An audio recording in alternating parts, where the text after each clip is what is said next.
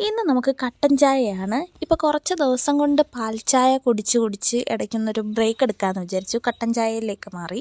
അങ്ങനെ ഞങ്ങൾ സ്ഥിരമായിട്ട് എന്നും പാൽ ചായ കുടിക്കില്ല. ഒരു 2 ദിവസം 3 ദിവസം പാൽ ചായ അടുപ്പിച്ച് കുടിക്കുകയാണെങ്കിൽ പിന്നെ ഞങ്ങൾ 2-3 ദിവസത്തേക്ക് കട്ടൻ ചായ ആയിരിക്കും കുടിക്കുക.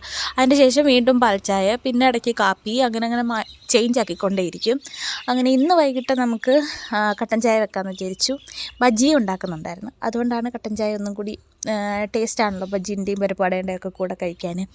അങ്ങനെ ഇഞ്ചിയൊക്കെ ചതച്ചിട്ട് കട്ടൻ ചായയൊക്കെ മാറ്റി എല്ലാം തിളപ്പിച്ച് മൂടി മാറ്റി വെച്ചു. കാരണം മൂടി വെച്ചതിൻ്റെ ഉദ്ദേശം അപ്പോഴത്തേക്ക് ബജ്ജി ഉണ്ടാക്കി കഴിയുമ്പോഴത്തേക്കും അതിൻ്റെ ചൂട് നമുക്ക് കുടിക്കാനുള്ള രീതിയിൽ കിട്ടും. മുട്ട ബജ്ജി ഞാൻ നേരത്തെ ഉണ്ടാക്കി വെച്ചിട്ടുണ്ടായിരുന്നു. പിന്നെയും ബാറ്റർ കുറച്ച് അധികം വന്നുകൊണ്ട് പിന്നെ ഒരു കോളിഫ്ലവർ അവിടെ ഇരുന്നു, അതിൻ്റെ കുറച്ച് ഭാഗം മുറിച്ച് അതുമെല്ലാം ഇതിനകത്ത് അരിഞ്ഞൊക്കെ ഇട്ട് അങ്ങനെ വീണ്ടും മുക്കിപ്പൊരിച്ച് അങ്ങനെ കോളിഫ്ലവറിൻ്റെ ബജ്ജിയും കൂടി ഉണ്ടാക്കി.